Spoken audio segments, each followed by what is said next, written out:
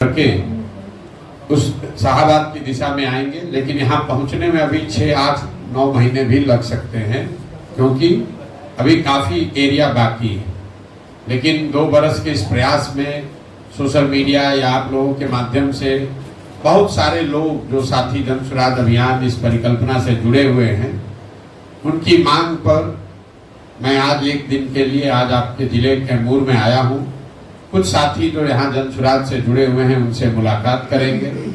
यहाँ पर बगल में रामगढ़ के आपके यहाँ उपचुनाव है, वहाँ पर जो जन स्वराज से साथी जुड़े हुए हैं उनसे चर्चा भी करेंगे कि क्या वो चुनाव लड़ना चाहते हैं, और शाम में यहाँ के प्रबुद्ध लोगों के साथ देंगे और फिर मैं कल सुबह यहाँ से निकलूंगा।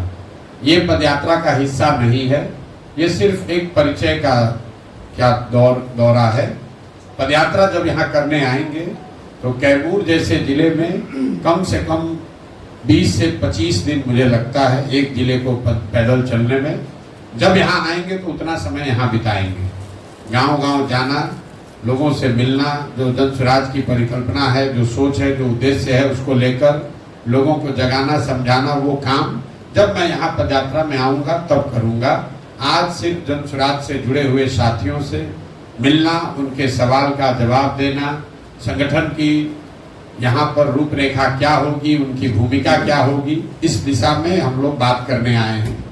आज की यात्रा का एक उद्देश्य ये भी है कि चूंकि जन स्वराज परिवार से जुड़े हुए लाखों लोगों ने मिलकर ये निर्णय ले लिया है कि 2 अक्टूबर 2024 को जन स्वराज अभियान के माध्यम से जुड़े हुए लोग मिलकर एक नया राजनीतिक दल बना रहे हैं। उस दल में जिन जिलों में पदयात्रा नहीं हुई है, वहाँ के लोगों के, संगठन से जुड़े हुए लोगों की भूमिका, उनका योगदान क्या होगा, उसको जानने समझने के लिए भी मैं आज यहाँ पर आया हूँ। आपके प्रश्न मैं लूँगा, उससे पहले पदयात्रा का जो संक्षिप्त मेरा अभी तक का अनुभव है उसको संक्षिप्त 5-7 मिनट में मैं आपसे साझा करना चाहता हूँ। उसके बाद आपके प्रश्न लूँगा। पूरी पदयात्रा में 2 बरस करीब 5,500 गांवों में पैदल चलने के बाद मेरा अपना मानना है कि बिहार में 3 जो सबसे बड़ी समस्या लोग बता रहे हैं। पहली समस्या है बेरोजगारी और पलायन का। ये 3 ऐसी समस्या है जिसको किसी वर्ग विशेष, जाति विशेष, समाज, गांव, जिला, पंचायत का समस्या नहीं है, सर्वस्पर्शी समस्या है। पहली समस्या है बेरोजगारी और पलायन। दूसरी समस्या है शिक्षा व्यवस्था का पूरी तरीके से ध्वस्त होना, और तीसरी बड़ी समस्या है यहाँ किसानों की बदहाली। अब जो पहली, मैं तीनों बात को थोड़ा थोड़ा आपको समझाऊंगा कि लोगों ने क्या बताया, हम लोगों ने जमीन पर क्या देखा। जो पहली समस्या है बेरोजगारी और पलायन, इस पर खूब चर्चा होती है। आप जैसे लोग ये कह सकते हैं कि भाई बेरोजगारी पलायन बहुत मुद्दा है, इसके लिए इतना दिन पैदल चलने की क्या जरूरत है। तो पहले से लोगों को पता है, बिल्कुल ये लोगों को पहले से पता है कि बेरोजगारी और पलायन बिहार में बहुत बड़ा मुद्दा है। लेकिन इन समस्याओं के विभिन्न आर्थिक सामाजिक पहलुओं की जानकारी आपको नहीं है, जो कि पैदल चलकर दिखी या हम लोग समझ पाए। इन समस्याओं के विकरालता का अनुभव जो हम लोगों ने गांव देहात में किया, वो शायद आपको आंकड़ों में या समाचार पत्रों में जो आप पढ़ते हैं, जो नीति नियंता बताते हैं, उससे अलग है। उदाहरण के तौर पर पलायन को ले लीजिए। बिहार की सबसे बड़ी समस्या है पलायन। लोगों को लगता है कि पलायन यहाँ गरीब लोगों की समस्या है। गरीब परिवार के बच्चे मजदूरी करने के लिए, रोजी रोजगार, परिवार का भरण पोषण करने के लिए दूसरे राज्यों में जाकर काम करते हैं। लेकिन 2 बरस पैदल चलने के बाद मैं आपको विश्वास से कह सकता हूं कि पलायन यहाँ पर सिर्फ गरीबों की समस्या नहीं है। पलायन ऐसी समस्या है जो हर परिवार की समस्या है।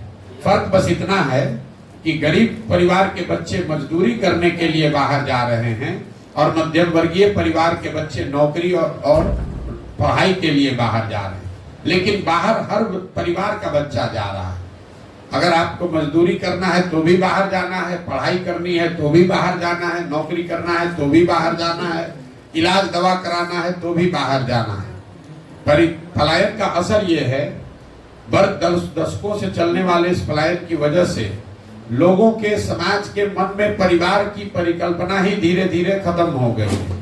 हम लोग जब गांव में जाते हैं, शायद ही कोई ऐसा परिवार मिलता है जिसमें माँ बाप, पति पत्नी, बाल बच्चे एक साथ रह रहे हो।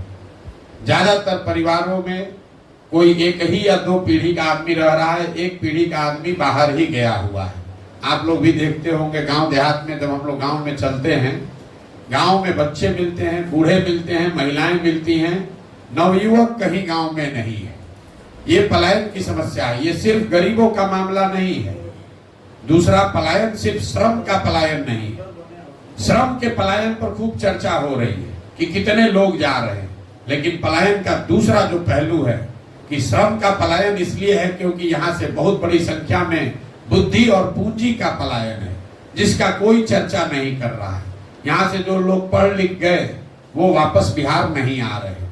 और तीसरी जो सबसे बड़ा पलायन है, जो कि श्रम और बुद्धि से भी ज्यादा, वो है पूंजी का पलायन, जिस पर कोई चर्चा नहीं हो रही है। हम लोग सोच रहे हैं कोई बाहर से आकर यहाँ 10,000 करोड़ का फैक्ट्री लगाएगा, 2,000 करोड़ रुपया का फैक्ट्री लगाएगा तो रोजगार मिलेगा। आपको हमको ये नहीं पता है कि पिछले 30 वर्ष में बिहार के बैंकों ने 26 लाख करोड़ रुपया, इसको याद रखिए, 26 लाख करोड़ रुपया बिहार के लोगों का जमा किया हुआ पैसा बैंकों ने दूसरे राज्यों में भेज दिया। ये सबसे बड़ा पलायन है। तो जो जन स्वराज की सोच है कि जब तक पूंजी का पलायन नहीं रुकेगा, तब तक बुद्धि का पलायन नहीं रुकेगा, जब तक बुद्धि का पलायन नहीं रुकेगा तब तक श्रम का पलायन नहीं रुकेगा। लेकिन अगर पूंजी का पलायन रोक दिया जाए तो बुद्धिमान लोग, जो पढ़े लिखे समझदार लोग हैं, वो पूंजी का उपयोग करके यहीं पर रोजगार के अवसर पैदा करेंगे और उसी से श्रम का पलायन रुक सकता है। तो पलायन की जो बड़ी समस्या है, जिसको हम लोग समझते हैं कि पलायन मतलब मजदूर ट्रेन पर बस में बैठ कर जा रहा है, ऐसी बात नहीं है। बिहार से बहुत बड़े पैमाने पर पूंजी का पलायन हो रहा है, बुद्धि का पलायन हो रहा है, जिसकी वजह से श्रम का पलायन उसका परिणाम है, वो कारण नहीं है। शरीर में इन्फेक्शन है तो आपको बुखार होगा। पूंजी और बुद्धि का पलायन है, इसलिए श्रमिकों को यहाँ से बाहर जाना पड़ रहा है। इसी तरह जो बेरोजगारी है, हम लोग को लगता है कि पढ़ा लिखा आदमी जो घर का गरीब है उसके लिए बेरोजगारी, रोजगार बहुत बड़ा मुद्दा है। ऐसी बात नहीं है। जब हम गांव में चलते हैं तो जो लोग 10 बीघा, 15 बीघा, 20 बीघा के मालिक हैं, बड़ा रोजी रोजगार व्यापार कर रहे हैं बिहार के नजरिए से, वो लोग भी आकर कहते हैं भैया 20,000 रुपया का भी नौकरी का बच्चे को दिलवा दीजिए। 20,000, 25,000 रुपया नौकरी के लिए अपने को बड़ा समझने वाले, बड़ा जो लोग हैं समाज के सामान्य मध्यम वर्गीय परिवार के लोग, वो भी अपने बच्चों के 20,000 रुपये, 25,000 रुपये के नौकरी के लिए भी उतना ही चिंतित हैं जितना सामान्य परिवार के बच्चे परेशान हैं। तो पलायन और बेरोजगारी ये सर्वस्पर्शी समस्या है। दूसरी समस्या मैंने आपको बताई, बिहार में एजुकेशन का ध्वस्त होना। मैं यही बिहार के सरकारी स्कूल से खुद पढ़ा हूँ। बिहार में शिक्षा व्यवस्था बहुत अच्छी कभी नहीं थी, लेकिन पहले प्रखंडों में, जिलों में 4, 5, 7, 10 विद्यालय ऐसे जरूर थे जहां पढ़कर आप अपना जीवन सुधार सकते थे। ये लालू नीतीश के 30 वर्ष के समाजवादी शिक्षा व्यवस्था का परिणाम है कि शिक्षा व्यवस्था को समतामूलक शिक्षा व्यवस्था बनाने के चक्कर में जो थोड़ी बहुत स्कूल व्यवस्था थी उसको भी खत्म कर दिया। समतामूलक शिक्षा नीति के नाम पर हर जगह विद्यालयों के भवन बना दिए गए। नतीजा क्या हुआ? जहां भवन है वहां शिक्षक नहीं है, जहां शिक्षक है वहां भवन नहीं है, जहां दोनों है वहां पढ़ाई नहीं है, जहां तीनों है वहां पर बच्चे ही नहीं है। ये इतनी बड़ी समस्या है। कई लोगों को लगता है कि बिहार में शिक्षा व्यवस्था इसलिए खराब है कि यहाँ पर खिचड़ी बट रहा है। कुछ लोग कहते हैं कि यहाँ का जो शिक्षक है, नियोजित शिक्षक, उसकी गुणवत्ता खराब है इसलिए शिक्षा व्यवस्था खराब है। इन दोनों बातों में पूरी सच्चाई नहीं है। अगर सिर्फ खिचड़ी बंटने से बिहार की शिक्षा व्यवस्था खराब होती तो 6वीं क्लास के ऊपर तो स्कूलों में खिचड़ी नहीं बट रहा है, वहां पर पढ़ाई क्यों नहीं हो रहा है? आप बताइए। अगर आपको लगता है कि नियोजित शिक्षकों से बिहार की शिक्षा व्यवस्था खराब हो गई तो आप बताइए कि Patna science college, Patna college में पढ़ाई क्यों नहीं हो रहा है? वहां पर तो नियोजित शिक्षक नहीं है, वहां पर तो प्रोफेसर लेक्चरर लोग हैं, वहां पर पढ़ाई क्यों नहीं हो रही है? तो बिहार में शिक्षा व्यवस्था के ध्वस्त होने के पीछे जो मूल कारण है वो है समाज और सरकार, इसको याद रखिए, मैं सिर्फ सरकार को नहीं कह रहा हूं, समाज और सरकार दोनों की प्राथमिकता में शिक्षा कहीं है ही नहीं। गांव में आपके स्कूल में साइकिल का पैसा नहीं आया, खिचड़ी अच्छी नहीं बटी, पोशाक का किताब का पैसा नहीं मिला, तो जाकर आप हेडमास्टर से मारामारी करने को तैयार हैं। लेकिन उसी विद्यालय में गणित का शिक्षक नहीं है, पढ़ाई नहीं हो रही है, तो उसके लिए कोई परिवार जाकर अपने बच्चे के पढ़ाई की बात नहीं कर रहा है। इसी तरीके से सरकार के लिए भी जो शिक्षक और शिक्षण संस्थान हैं, वो पढ़ाई का जरिया नहीं है। उनके जरिए शराबबंदी का काम कराया जा रहा है, कभी उनको स्वच्छता मिशन में लगा दिया, कभी उनसे राशन कार्ड बंटवा रहे हैं, कभी उनसे वोटर लिस्ट बनवा रहे हैं। शिक्षकों से वो सारा काम कराया जा रहा है जिसका शिक्षा से कोई सरोकार नहीं है। एक बार इलेक्शन होगा तो स्कूल बंद करके 2 महीना अब स्कूल के कैंपस को इलेक्शन के लिए यूज किया जा रहा है। तो कहीं ना कहीं समाज और सरकार दोनों की प्राथमिकता में शिक्षा है ही नहीं। मैं बार बार कहता हूं कि जब नीतीश कुमार के 18-19 साल के शासनकाल का जब इतिहास लिखा जाएगा, तो एक पढ़े लिखे व्यक्ति के रहते हुए बिहार में शिक्षा व्यवस्था के ध्वस्त होने को उनके जीवन शासन काल का सबसे बड़ा काला अध्याय बताया जाएगा। ऐसा क्यों? ऐसा इसलिए कि कल होकर एक अच्छी सरकार आ जाए, नीतीश कुमार हट जाए, कोई अच्छी सरकार आ जाए, संभव है कि रोड टूटा हुआ है वो बन जाएगा, नहर में पानी नहीं है वो आ सकता है, लोगों को रोजगार मिल सकता है। लेकिन जो 2 पीढ़ी के लोग इस ध्वस्त शिक्षा व्यवस्था से पढ़कर निकल गए, अब अगर एक अच्छी सरकार आ भी जाए तो भी अब उनका जीवन सुधरने वाला नहीं है। उनको पूरे जीवन हर हालत में शिक्षित समाज के पीछे ही चलना पड़ेगा। बेरोजगारी, पलायन और शिक्षा के बाद जो तीसरा सबसे बड़ा समस्या दिख रहा है वो है यहाँ के किसानों की बदहाली। बिहार में जो किसान है वो देश के सबसे गरीब किसानों में है। इसका मूल कारण क्या है? इसके मूल कारण 3 हैं जो हम लोगों ने जमीन पर देखा। सबसे बड़ा कारण है कि बिहार में आजादी के बाद बिहार देश के एकमात्र वैसे बड़े राज्यों में है जहां भूमि सुधार को लेकर कोई काम, कोई प्रयास नहीं किया गया है। पूरा जो भूमि सुधार राजस्व का विभाग है वो अंचलाधिकारियों, उनके साथ जुड़े हुए 1-2 कर्मचारी और 5-7 अटर्नी जो विशुद्ध तौर पर दलाल हैं, इन्हीं के कंधों पर पूरी भूमि की यहाँ व्यवस्था है। नतीजा क्या है? यहाँ 1/3, ये आंकड़ा याद रखिए, जितनी खेती या योग्य जमीन है उसमें 1/3 जमीन के मालिकाना हक को लेकर डिस्प्यूट खड़ा है। या तो परिवारों में झगड़ा है, या मामला कोर्ट में है, या सरकार और जो जिसके पास जोत का अधिकार है उसके बीच में लड़ाई चल रही है। भूमि सुधार के लागू नहीं होने से भूमि की, जमीन की जो प्रोडक्टिविटी है वो कम है। अगर आपके पास जमीन है भी तो आप उस पर लोन नहीं ले सकते हैं, जमीन है भी तो उसको बेच नहीं सकते हैं, उसका क्लियर ओनरशिप फिक्स नहीं है। तो आप जमीन से सिर्फ खाने का उपाय कर पा रहे हैं, उससे कमाने का कोई उपाय नहीं कर पा रहे हैं। दूसरी जो किसानों की बड़ी समस्या है वो है यहाँ जल का कुप्रबंधन।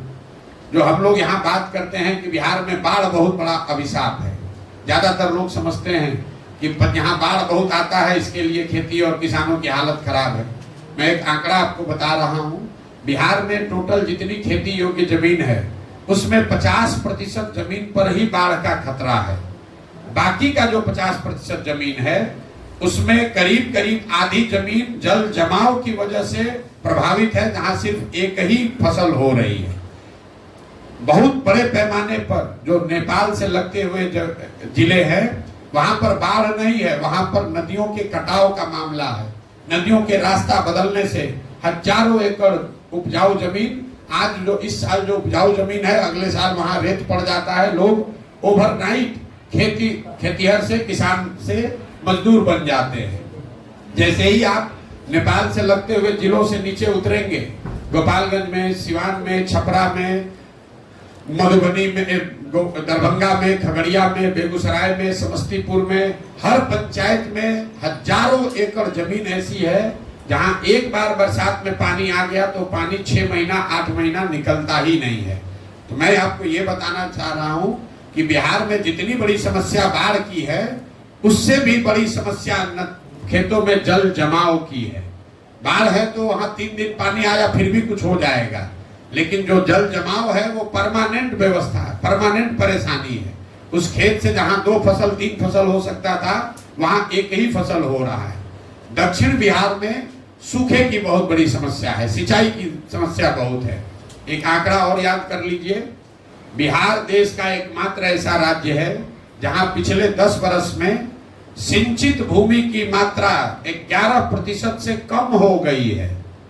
जैसे आप गांव देहात में यहाँ देखते होंगे, लोग बताता है कि नहर में पहले पानी आता था, आजकल पानी नहीं आता है। तो नहरों के रख रखाव में जो कमी आई, जो नलकूप की व्यवस्था में कमी आई, उसके वजह से 11% सिंचित भूमि आज सूखे के चपेट में है। मतलब अगर 10 वर्ष पहले 100 एकड़ में नहरों और नलकूप से सिंचाई की व्यवस्था थी तो वो घट के अब 89 एकड़ ही रह गई है।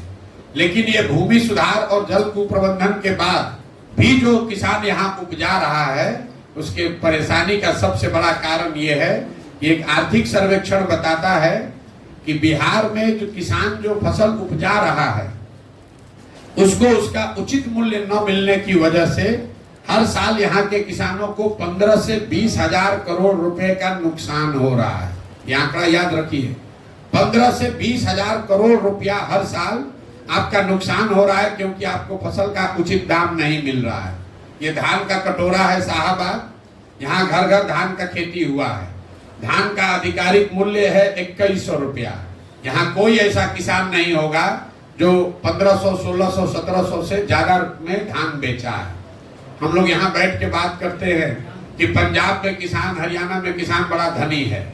एक आंकड़ा फिर याद रखिए, पिछले 10 वर्ष में पंजाब में 70% धान और 75% गेहूं सरकारी समर्थन मूल्य पर खरीदा बेचा गया है। बिहार में ये पैक्स की जो व्यवस्था है, ये सारी व्यवस्था मिलाकर सिर्फ 13% धान ही यहाँ सरकारी मूल्य पर खरीदा गया है पिछले 10 वर्ष में, और 1% गेहूं सरकारी समर्थन मूल्य पर खरीदा गया है। गेहूं में चूंकि मार्केट का रेट ज्यादा है इसलिए उतनी परेशानी नहीं है, लेकिन धान यहाँ पर औसतन 30 से 40% कम दाम पर आप बेच रहे हैं। यही हाल गन्ना का है, यही हाल मकई का है, यही हाल सब्जियों का है।